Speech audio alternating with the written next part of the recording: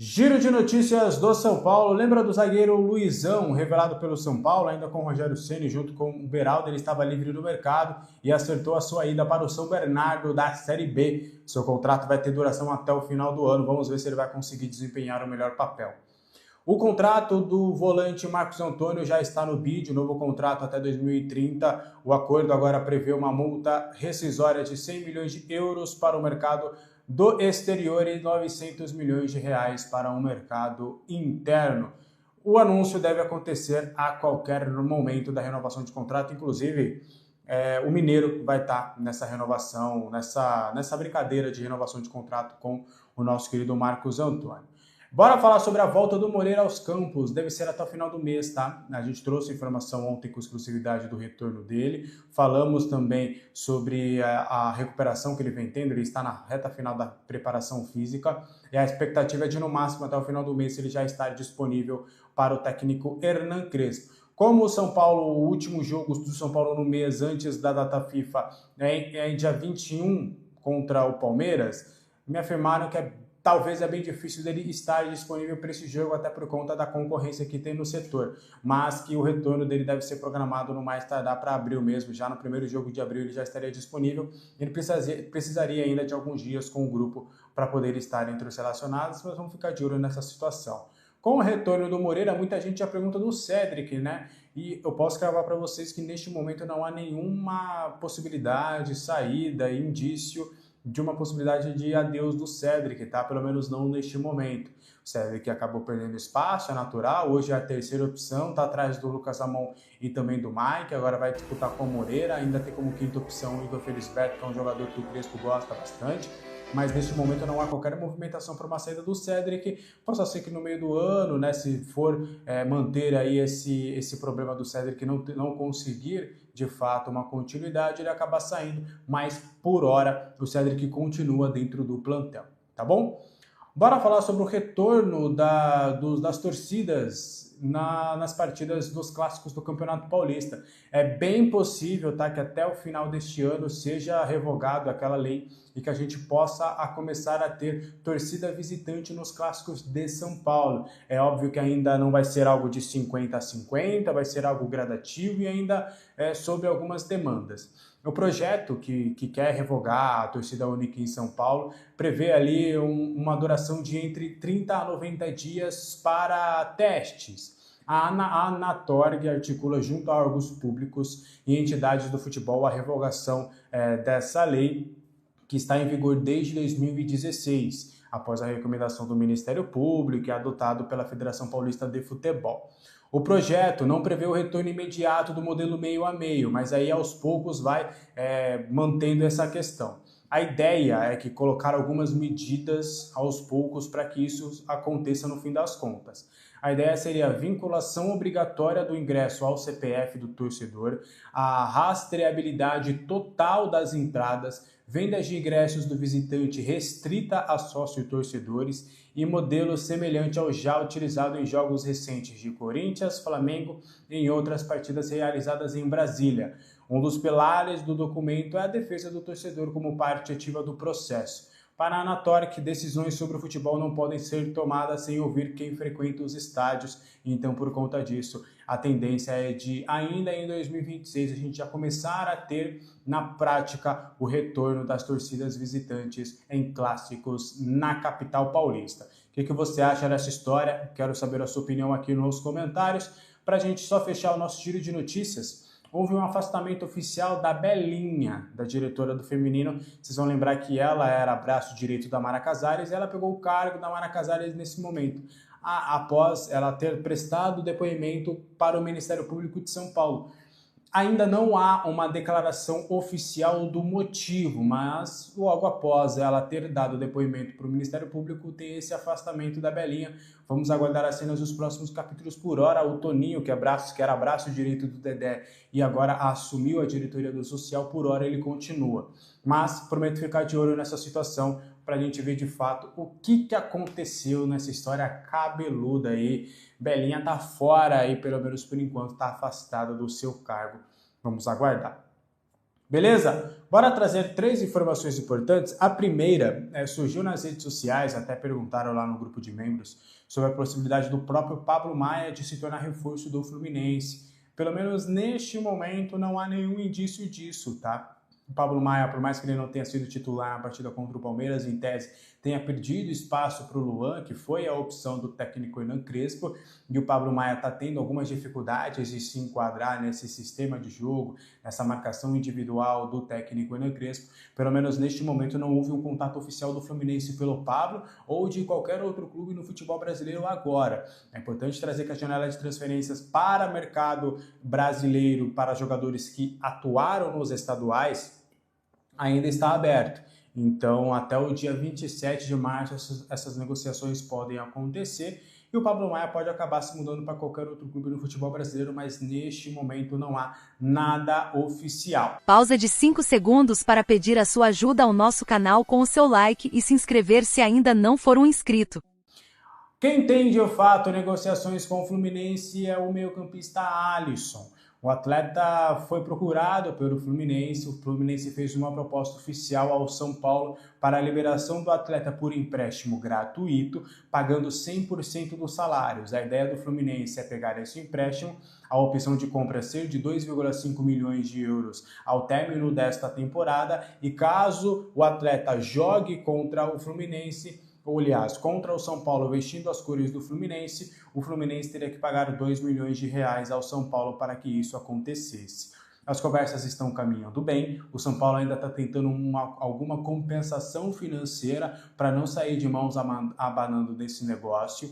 Uma troca de jogadores não é descartada, mas pelo que eu pude conversar até com as duas partes, de Fluminense e São Paulo, neste momento não há nenhum atleta do Fluminense no meio das tratativas. A ideia seria somente o negócio pelo Alisson mesmo. E aí o São Paulo está vendo a melhor forma de conseguir algum tipo de compensação. O Fluminense ainda está batendo o pé, afirma que apenas o empréstimo com opção de compra, com esses valores, já estaria de bom tamanho, até porque se trata de um atleta que, em tese, não fará parte do grupo. Por mais que o Rui Costa tenha falado na reintegração do atleta, eu sempre falei que não seria algo simples. E o staff do jogador entende que o Alisson não tem mais clima para jogar no São Paulo depois das negociações frustradas contra o Corinthians. Ele até iria ser relacionado, por exemplo, para a partida contra o Coritiba, não foi, esteve com a delegação que esteve no confronto em Barueri contra o Palmeiras, mas é um jogador fora dos planos. Então o São Paulo está vendo, junto ao Fluminense, as melhores condições, as melhores possibilidades para que esse empréstimo possa sair. Existe uma boa vontade, tanto do São Paulo quanto do Alisson e, obviamente, do Fluminense para esse negócio acontecer. Do que eu tenho de informação e pude confirmar essa informação com o próprio técnico, o Zubeldia pediu a contratação do Alisson, o Zubeldia tem pedido um segundo volante, um volante lá para o Fluminense, e ele sugeriu o Alisson. Até na visão do staff, por mais que o técnico Dorival Júnior tenha tido uma boa sequência e inventou ele ali naquela posição, foi me lembrado de que foi com o Zubeldia que, na visão deles, ele teve o melhor momento, que foi antes da lesão lá em 2024, que era onde ele estava sendo cotado para estar na seleção brasileira. Naquela época, o Alisson era disparado, o melhor jogador da era Zubeldia, estava vivendo uma grande fase e acabou tendo aquela lesão contra o Grêmio.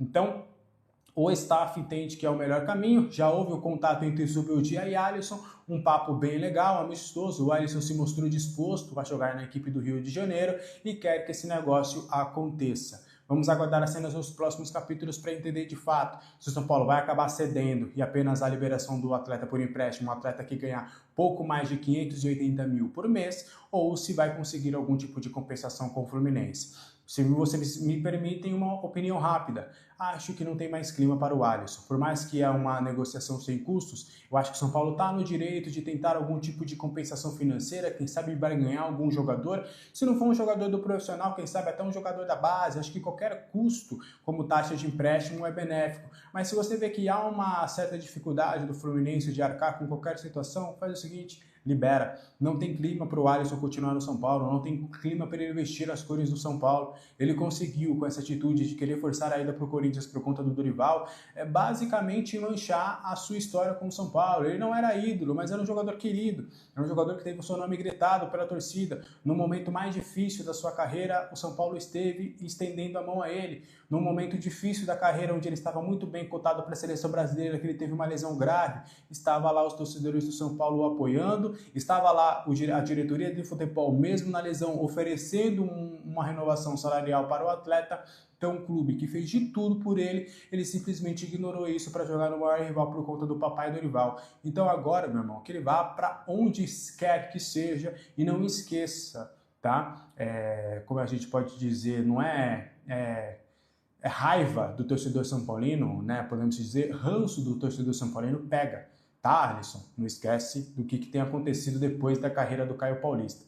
Então, eu não desejaria boa sorte para o Alisson, mas que ele vá para o Fluminense, que essa negociação possa acontecer, que esse otimismo acabe de fato acontecendo, porque não tem clima nenhum para o Alisson, e eu nem quero que o Alisson vista mais a camisa do São Paulo. Para mim, ele sequer estaria treinando no CT da Barra Funda.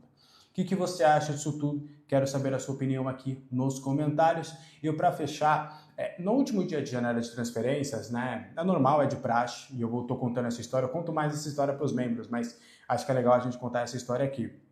A gente vai entrar em contato, a gente vai conversar com staffs, a gente vai conversar com pessoas para entender esse cenário, e foi assim, inclusive, que a gente conseguiu com exclusividade a situação do Moreira, né?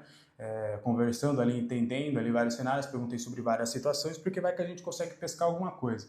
E aí, conversando com as pessoas do Bobadilla, quem agencia a carreira do Bobadilla, eu soube que ele tem sido monitorado pelo Brighton, da Inglaterra, equipe da Premier League, e também tem sido monitorado pelo Celtic, equipe escocesa.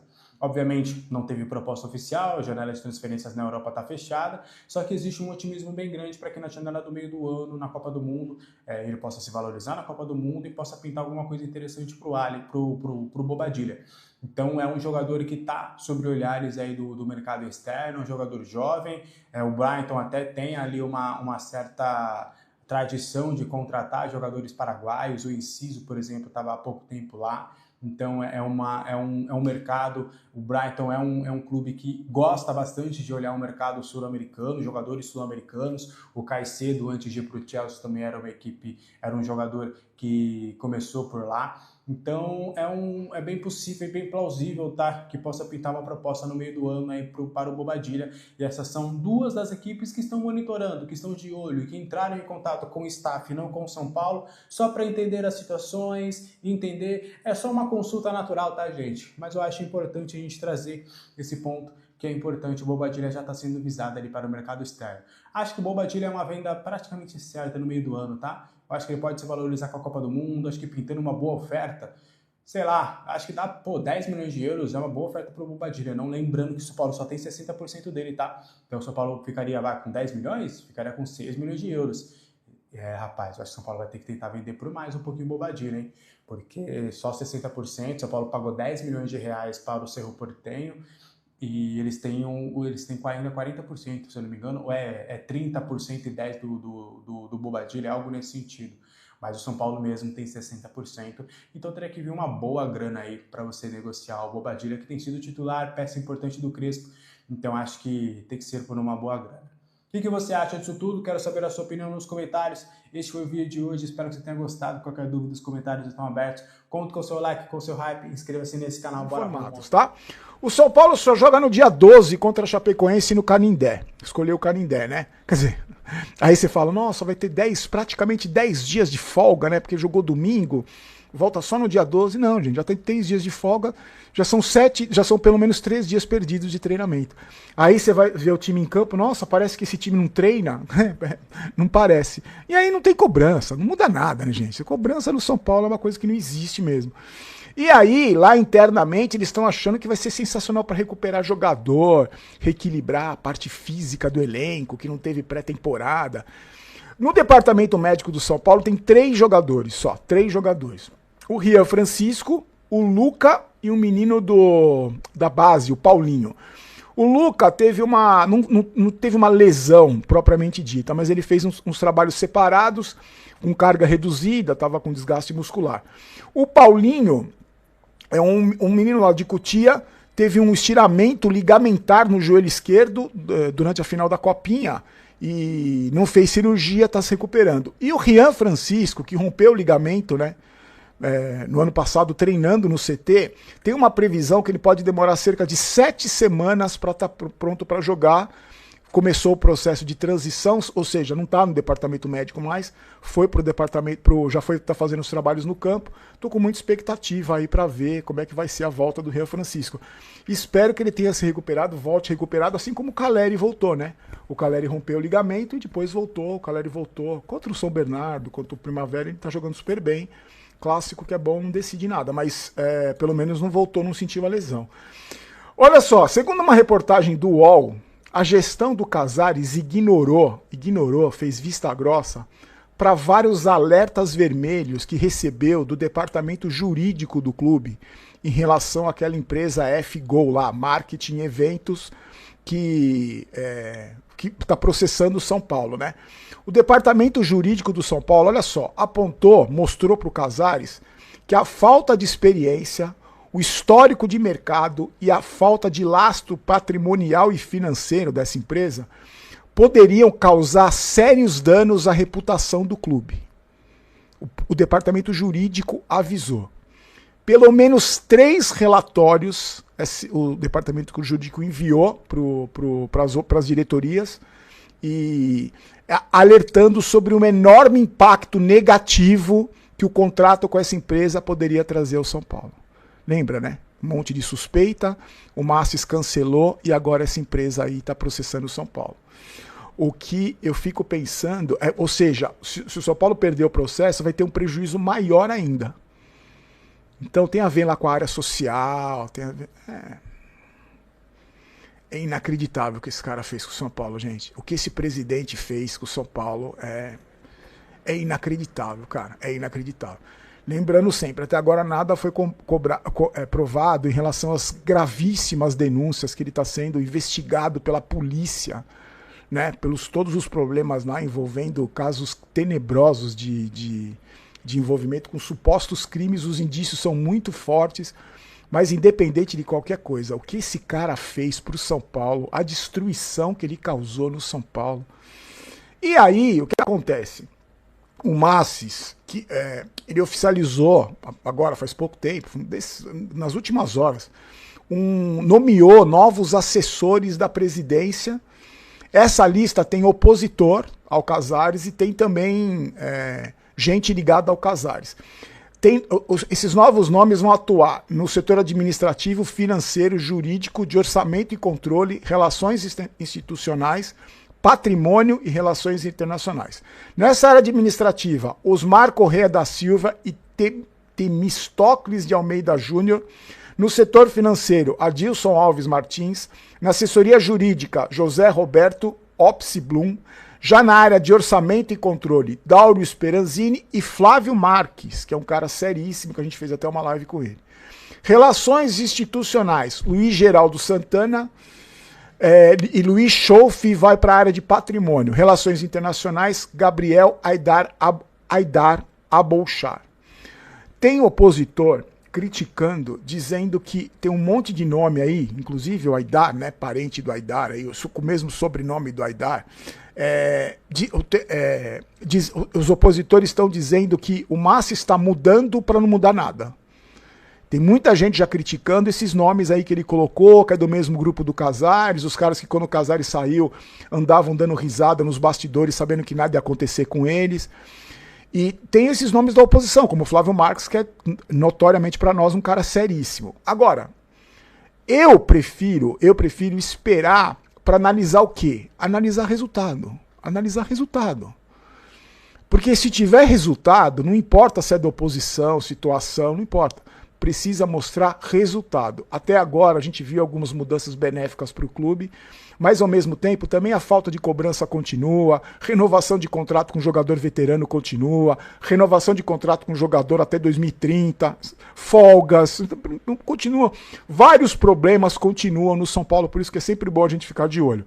Eu estou esperando resultados. Agora, é importante que a gente lembre o seguinte: o Massis não era oposição do Casares, ele era vice-presidente do Casares. Ele era da mesma turma política. Não é um cara que chegou e falou, não, está tudo errado, eu vou mudar tudo, eu sempre combati essa gestão. Não, o cara era vice-presidente. Eu entendo também que é muito complicado você mudar toda aquela estrutura podre num estalar de dedos. Assim, você faz assim, já vai todo mundo, aquela cor já vai embora e você resolve todos os problemas. Desculpa. Eu não acho que seja assim. Mas eu vou, antes de falar qualquer coisa, eu vou esperar resultados. Eu quero ver resultados nessas áreas todas aí. E a gente precisa de um tempo para ver esses resultados. Mas é por isso que eu falo, gente, a gente precisa ficar de olho, a gente precisa continuar cobrando, a gente precisa ficar no pé desses caras. Independente se é o MASS, se é oposição, se é situação, a gente precisa ficar de olho. Porque para nós, para mim, para você, que somos torcedores, o que interessa é o São Paulo Futebol Clube. Ao São Paulo, fui atrás da situação médica dele, ele já está na fase final, transição física, da recuperação da lesão. Em cerca aí de 1-2 semanas ele pode já voltar a fazer atividades no campo. E aí pode ser que até o fim desse mês ele já esteja à disposição aí do técnico Hernan Crespo para ser relacionado. Inicialmente, ele deve aproveitar o João Moreira, então ele deve usar aí o jogador, ele que é lateral direito, mas que a comissão técnica do Crespo pode adaptar ele para outras funções, quem sabe volante ali, ele tem qualidade de passe e tudo mais. Eu acho só que é uma pena, porque ele é muito bom jogador, né, Raine? Já pode ver isso muitas vezes. É um cara que tem muita qualidade, que tem muito refino técnico, mas a parte física é a principal inconstância do Moreira. Ele machucou 3 vezes no Porto, né? Então ele não consegue voltar 100%. E aí fica difícil você projetar que vai ser uma venda do São Paulo. Volta para o time, acho ele tecnicamente bom, espero que ele consiga ter constância física como nunca teve, né, Raí? Eu acho que esse é o principal ponto, né? Tecnicamente ele me parece ser muito bom jogador, mas muito frágil, né, fisicamente. Teve lesões, já 2 lesões sérias na carreira, e isso talvez tenha inviabilizado uma sequência dele, né, em alto nível. Porque todas as vezes que ele esteve em campo, você vê ali no trato com a bola, no gesto, no passe, no domínio, no cruzamento, que há qualidade.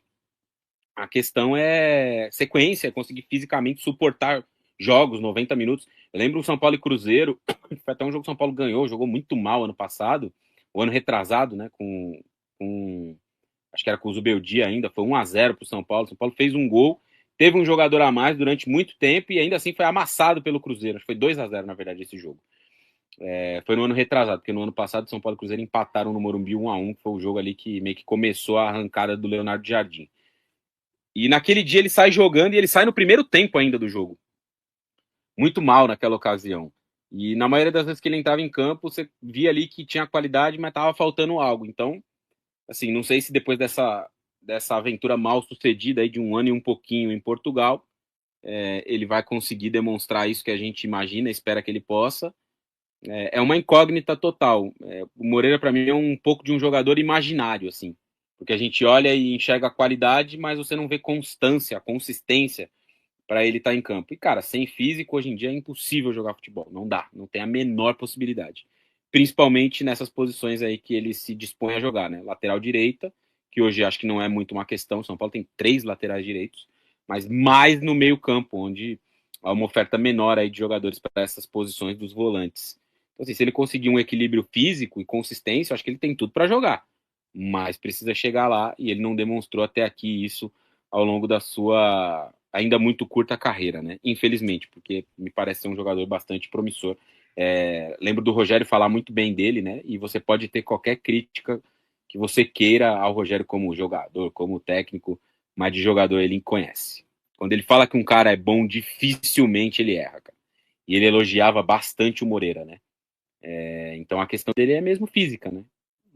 Vamos ver se ele vai conseguir aí se recuperar. Alguém aí em cima, o Gabi, perguntou se quem eu acho mais bonito, Moreira ou Sabino. Cara, o Sabino, depois que lançou a trança, ficou no estilo, né? Estilo forte. Vou ficar com o Sabinão, né? Análise de moda, né? Análise de moda aqui nesse canal. Perguntaram, a gente responde aqui. Tudo que a galera pergunta, a gente responde. Perfeito. Agora, só uma coisa do Moreira também, que até meu amigo Luiz tinha me enviado mensagem aqui. Ele tem contrato até meio de 27, né? E eu tinha uma impressão, eu vou até fazer essa pergunta, quantos anos você acha que tem o João Moreira, Raí? 21 a 23. Cara, ele tem 21 recém-completados aí praticamente, e assim, cara, é meio bizarro, né? Porque ele estreia na equipe profissional com 17 anos, ele tem a idade do Mike, cara. Então, assim, é algo também a se considerar. Eu tinha uma impressão que ele já tinha seus 23 anos. Mas já não Acho é que esse seria o mais. meu palpite, né? Mas já não é mais tanto a formação, né? Ele já passou um pouco. Ele já Sim, passou um sim. pouco da formação. A formação é ali. Hoje, a formação é de 16 a 19. De 20 para cima, o cara ainda tá no período do início, é óbvio. Mas já é, mano, 20. Vários caras já estão jogando 20 profissional pra caramba. Principalmente no contexto do futebol brasileiro. Você pega o Vinícius Júnior, por exemplo, com 20 ele já estava jogando no Real Madrid. Claro que é um ponto fora da curva. Mas tem outros, cara, Hendrick, Estevão, e outros que não vingaram na mesma prateleira, mas que saíram daqui jovens também. Um dia desse, sexta-feira passada, eu tava fazendo um jogo do Sporting e tá jogando por lá o Luiz Guilherme, que era do Palmeiras, menino da base do Palmeiras. Também deu esse salto de jogar na Europa, cara. O cara foi pro West Ham, agora tá jogando no Sporting. Então, assim, ele já não tá mais nessa idade da formação, 21 anos. Já passou um pouco. E se fisicamente, com 21 anos, ele não consegue dar uma resposta, a perspectiva é mais negativa do que positiva, sendo muito sincero. É mais fácil imaginar que ele não vai conseguir dar essa resposta do que imaginar que ele vai conseguir. Porque não é que ele tá jogando no interior de São Paulo. Ele foi jogar na Europa, cara. Foi jogar no Porto, que é um clube bem estruturado, não é bagunça. E não conseguiu.